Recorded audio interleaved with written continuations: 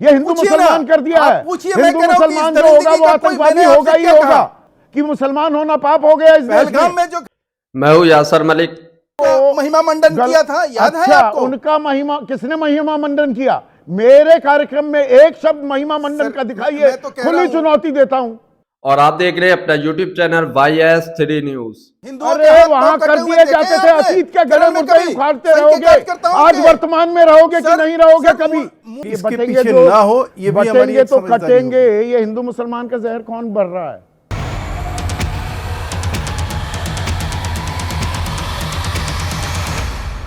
Mob lynching और हिंदू मुसलमान पर संदीप चौधरी को इतना गुस्से में पहली बार देखा गया है। बिहार के नवादा में हुई मॉब लिंचिंग में अतर हुसैन ने अस्पताल में दम तोड़ दिया था, जिसके बाद संदीप चौधरी ने डिबेट की और जब बीजेपी के प्रवक्ता से मॉब लिंचिंग और हिंदू मुसलमान बटोगे तो कटोगे पे जब सवाल पूछे तो बीजेपी के प्रवक्ता कैसे घबरा जाते हैं और बीजेपी के प्रवक्ता कैसे संदीप चौधरी के ऊपर इल्जाम लगाने लगते हैं, जिसके बाद संदीप चौधरी का जो भयंकर रूप था, जो गुस्से वाला रूप था, वो सबके सामने आया और बीजेपी के प्रवक्ता कैसे थर-थर कांपने लगे थे संदीप चौधरी को इस रूप में देखकर। संदीप चौधरी ने सारी पोल पट्टी खोलकर रख दी, संदीप चौधरी ने सारी बखिया उधेड़ कर रख दी। बीजेपी के प्रवक्ता कैसे कांपने लगे जब उनसे सवाल पूछे गए मॉब लिंचिंग के बारे में, जो अतर हुसैन के साथ हुआ है उसके बारे में जब सवाल पूछे गए और हिंदू मुसलमान की राजनीति पर और जो आरोपी हैं उनको जो फूल माला पहनाई गई है उस पर कोई कार्रवाई ना की गई, इस बारे में जब सवाल पूछे गए तो बीजेपी के प्रवक्ता डिबेट छोड़ने पर मजबूर हो गए। आप लोग ये पूरी डिबेट देख कर जाइए, कितनी शानदार डिबेट है। और संदीप चौधरी एक वाहिद ऐसे एंकर हैं जो इस तरीके की डिबेटें करते हैं, हर मुद्दे पर डिबेट करते हैं, लेकिन और गोदी मीडिया कोई ये चीजें नजरअंदाज करता चला जाता है, इस पर कोई भी डिबेट नहीं की जाती है। तो पूरी डिबेट देखिए। आज भी आप गौरव की अनुभूति कर रहे हैं, गर्व की अनुभूति कर रहे हैं क्या? महेश वर्मा, बिहार में बहार है, मॉब लिंचिंग का खुमार है, अतर हुसैन की जिस तरह से पीट पीट कर हत्या कर दी गई, क्या कहेंगे आप? नहीं, ऐसी दरिंदगी की तो कोई सभ्य समाज में कोई जगह होनी ही नहीं चाहिए। और सुन के ही रोंगटे खड़े हो गए संदीप जी कि जिस तरह की घटना घटी है, याद दिलाता है साहबुद्दीन का, जो तेजाब में जला देता था लोगों को और कोई कार्रवाई नहीं होती थी।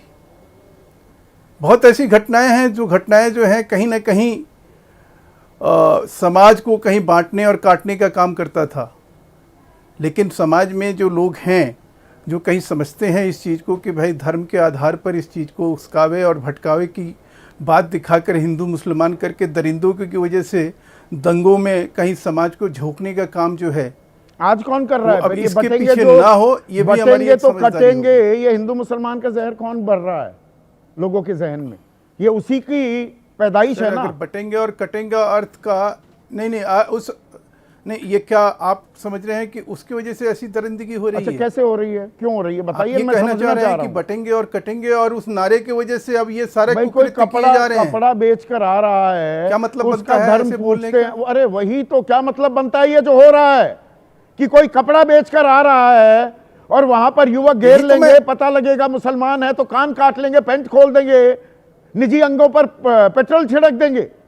ये हिमाकत, ये दुस्साहस, ये कैसे आ रहा है? उसके लिए आप ये नहीं, उसके लिए नहीं, आप उसके लिए ये नारा बुलंद कराओगे कि कटेंगे और बटेंगे वजह से ये घटना घटी। मैं तो पूछ रहा हूं, दरिंदों ने बिल्कुल सीधा सवाल पूछता हूं, बिना लाग लपेट पूछता हूं, ये जहर भर दिया है क्या? ये हिंदू मुसलमान कर दिया है? हिंदू मुसलमान जो होगा वो आतंकवादी होगा ही होगा। यही तो पूछ रही है शबनम अतर हुसैन की बेगम कि मुसलमान होना पाप हो गया इस देश में। पहलगाम में जो घटना घटी और उसके बाद रॉबर्ट वडेरा ने जो बयान दिया था, याद है आपको? आप एक घटना का जवाब दूसरी घटना से देंगे या इस घटना का जवाब देने का मादा नहीं है? नहीं, मैं उस चीज को नहीं, दरिंदों के कोई सभ्य समाज में जगह नहीं है। तो ये कहिए ना, ये कहिए ना हिंदू मुसलमान करके। और आज भी 8वां दिन तो रहा हूं कि मैंने 8 दिन हो गए, 8 दिन हो गए इस घटना को, और कल मौत हो गई थी अतर हुसैन की। 7 आरोपी अभी भी फरार हैं, क्यों? सर मैं तो ये कह रहा हूं संदीप भाई, आज आपके इस कार्यक्रम के लिए मैं आपको साधुवाद भी इसलिए देता हूं कि इंसानियत शर्मसार हुई है कहीं, और जो शासन प्रशासन के लोग भी हैं जिन्होंने इसको कहीं अनदेखी करी है, निश्चित रूप से उनके ऊपर कार्रवाई होनी चाहिए। नहीं, हौसले बुलंद ऐसे होते हैं लोगों क्या? की कोई जगह नहीं है ना, जो अच्छा कहा दरिंदगी को आपने, कहीं अच्छा कहा, अप्रत्यक्ष रूप से परोक्ष रूप अच्छा से समर्थन कर रहे हो। अच्छा कहा, आपके अंदर संवेदनशीलता है महेश वर्मा पर। ये शुभेंदु अधिकारी उनको गेरुए अंग वस्त्र उड़ा रहे हैं, सम्मान दे रहे हैं, फूल मालाएं गले में डाल रहे हैं उन दरिंदों, उन गुंडों के जो कोई रोजी रोटी चला रहा है। चिकन पैटी बेचना गुनाह हो गया इस देश में। वो जेल में जाते हैं, वो बाहर निकलते हैं तो उनको सम्मानित किया जाएगा। बहुत कमाल के मेडल जीत कर आए हैं ये। सर, शुभेंदु अधिकारी जी ने किस वजह से उनको सम्मानित किया, ये उसको इस तस्वीरें चीज तो से देख रहे जोड़ हैं के ना, मुझे देखना, बता दीजिए ना किस वो तो वजह से। दिगर बात है। ये उसको लेकर लोग, कुछ भी उसको ये लोग मार प्रोपेगेंडा पिटाई करने वाला किसी गुंडा तरह होता का है भी ना, किया जा सकता है। पुलिस जिसे लेकिन गिरफ्तार याद करे वो करिए, गुंडा होता है ना। शुभेंदु अधिकारी के सुनिए हाँ, सर, शाहजहां का नाम सुना है ना? सुना है। संदेश खाली का। हाँ, विधानसभा में एक मुख्यमंत्री ने किस तरह से बचाव किया उस बलात्कारी का? तो जो मुख्यमंत्री ने किया वो गलत था, तो गलत को महिमा मंडन किया था, याद है अच्छा, आपको? उनका महिमा, किसने महिमा मंडन किया? मेरे कार्यक्रम में एक शब्द महिमा मंडन का दिखाइए, मैं तो कह रहा खुली हूं, चुनौती देता हूं।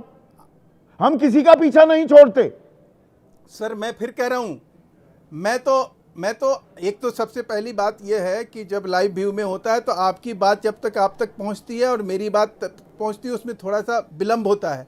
उसकी वजह से कई बार मैं देखता हूं कि आप थोड़ी सी अपनी नाराजगी प्रकट करते हैं कि यार आप बोले जा रहे हो, कहे जा रहे हो। मेरा सिर्फ आपसे ये कहना है संदीप जी कि ये सम्मानित करने ये सम्मानित करने हिंदू योग्य मुसलमान लोग के थे नाम या पर- यही तो राजनीति सर, हो मैं रही कभी है भी जिस पर आपने मैं आपत्ति मैं दर्ज फिर की। कह रहा हूं, आपने आपत्ति दर्ज की, सर, वो आप राजनीति अपनी जगह आप केरल देखिए, में- आप आपत्ति केरल में दर्ज कर हाथ सकते पांव हैं काट दिए जाते कि- थे, सर, हिंदुओं के अरे हाथ वहां पांव कर कटे हुए दिए देखे जाते हैं थे। आपने? अतीत के केरल गले में मुद्दे कभी उखाड़ते संघ के रहोगे, कार्यकर्ताओं आज के- वर्तमान में रहोगे कि सर, नहीं रहोगे सर, कभी। मुंडी लेके अब घूमे आपकी जाते थे। सरकार है, you were a party with a sir, difference. 1984 आप नई के नजीर दंगों पेश करने वाले दंगों का थे। पुरस्कार किसको दिया गया? मंत्री बना के, सांसद बना कब के, दुनिया का तक सबसे बड़ा अरे नरसंहार करने सबको वाली एमफिल कांग्रेस तक कराओगे, पूछिए ना। पीएचडी कराओगे हिस्ट्री में।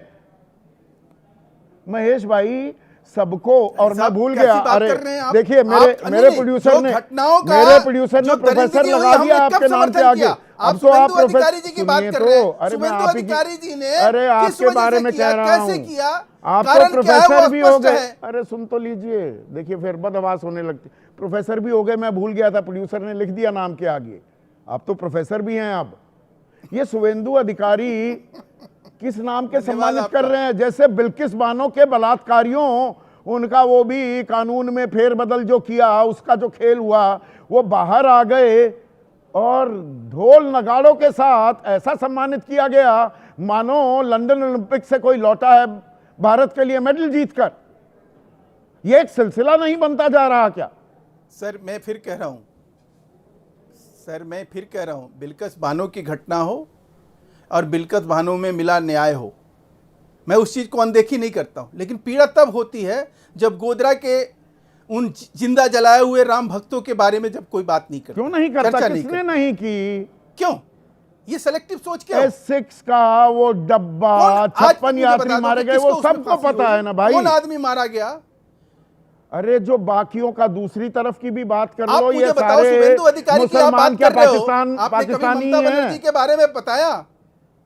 हाँ, इसके बारे में मैं तो कह रहा हूं कि मुसलमान हमारे देश के एक बसिंदे हैं, जो यहाँ रहते हैं, जिन्होंने, जो इस देश में खाते पीते हैं, रहते हैं, जो इस देश में ये गुंडे हैं ना ये लोग, जिनका वास्ता है, जिनका मादरे वतन है, उनके साथ अगर सर, ये इनके नवादा साथ अगर में ऐसी दरिंदगी होती है तो इस ये दरिंदगी पर गुंडे लानत हैं। है। लानत मैं है ना? लानत और मलानत भेजता हूं कि ऐसी दरिंदगी को कोई समाज, सभ्य समाज कभी भी एक्सेप्ट नहीं करेगा। सर, कभी भी एक्सेप्ट नहीं करेगा। पर एक्सेप्ट क्यों हो रहा है? और बटेंगे तो कटेंगे, इस नारे का असर हो रहा है। ये सवाल जब मैं पूछता हूं प्रियंका भारती, क्या मैं गैर वाजिब सवाल पूछ रहा हूं? सवाल पूछ भी रहे हैं, कोई तो सवाल तक नहीं पूछ रहा है। बात यह है संदीप जी कि सादत हसन मंटो जी ने एकदम परफेक्ट लिखा था कि मजहब जब दिल से निकल के दिमाग पर चढ़ जाए तो जहर बन जाता है। ये जहर यूं ही नहीं फैला है। प्रधानमंत्री जी ने कहा था कपड़ों से पहचान होनी चाहिए, इसका बात किया था। कपड़ों से भी पहचान की जाती है और कपड़े खोल कर की भी पहचान की जाती है। कपड़ों से पहचान की गई थी 10 महीने पहले, जब वाहन चेकिंग के नाम पर बिहार पुलिस ही मधुबनी में जो मौलाना थे उनके दाढ़ी नोची, उनको मारा था। उनसे भी तेजस्वी जी मिलने गए थे। मात्र 10 अगस्त की बात है, उस समय भी इसी तरह की घटना सामने आई। टोपी देखकर पहचाना गया, मारा गया। इस बार जब कपड़ों से पहचान नहीं हुई तो कपड़ा खोल करके पहचाना गया और फिर मारा गया। सिर्फ मारा नहीं गया, उंगलियां तोड़ी गई, पिलास से उनका कान काटा गया। और क्या नया है, उसकी जमीन आप लोगों ने ही तो तैयार की थी। महेश वर्मा गलत थोड़ा कह रहे थे। शहाबुद्दीन तेजाब में डाल देता था लोगों को, बटेंगे तो कटेंगे आप करते थे। उसी बाहुबली के बेटे को आपने टिकट भी दिया और वो विधायक भी बन गया। सांप्रदायिकता से लड़ने के लिए अगर किसी को जाना जाता है इस देश में तो वो हमारे नेता लालू प्रसाद जी हैं, जिनकी लेगेसी को तेजस्वी जी आगे बढ़ा रहे हैं, चाहे वो किसी भी तरीके की सांप्रदायिकता फैलाई गई हो। और कोई नया बात नहीं है संदीप जी, आपने खुद ही इसका जिक्र किया।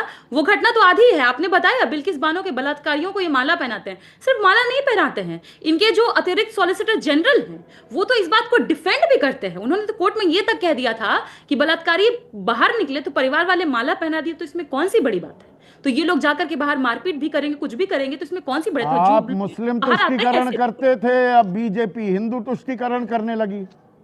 आपको ये डिबेट देखकर कैसा लगा, इस पर अपनी राय जरूर देकर जाइए। और जो मॉब लिंचिंग की घटना हुई है, आप उसके बारे में क्या कहते हैं कमेंट कीजिए। और संदीप चौधरी ने जो लताड़ा बीजेपी प्रवक्ता को, आप उसके बारे में क्या कहते हैं कमेंट जरूर कीजिए। संसद में गाली का उपयोग करते हैं हमारे गृह मंत्री जी, तो उनके चाहने वाले लोग तो वैसा ही कुछ सीखेंगे। और जो हमारे गृह मंत्री हैं बिहार के, उनकी भाषा सिर्फ उनकी भाषा जो हमारे देश के गृह मंत्री की भाषा संसद में होती है, हमारे बिहार के गृह मंत्री की भाषा वो बाहर में होती है। वो तो बुलडोजर को बुलडोजर जस्टिस बोलते हैं, जिसके खिलाफ तो खुद सुप्रीम कोर्ट रहती है, और वो कॉपी करने की कोशिश कर रहे हैं।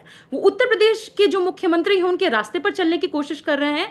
इसी कड़ी में जो हुआ है, आप खुद देखिए, जो घटना है, जो अतहर नाम के व्यक्ति हैं वो नालंदा जिला के हैं। और इसी नालंदा में आप खुद ही कुछ दिन पहले कवर भी कर रहे थे इस बात को कि कई दलित समुदाय से आने वाले लोगों के घर ढा दिए गए। ये कौन सा जस्टिस बिहार में चल रहा है? इनफैक्ट अभी तक इन लोगों पे कोई कार्रवाई, राष्ट्रीय प्रवक्ता हैं जेडीयू को, कह रहे हैं ये दुर्भाग्यपूर्ण घटना है, उन्माद फैलाने वाले बचेंगे नहीं। 4 को गिरफ्तार कर लिया है, वो 7 भी कहां बचने वाले हैं।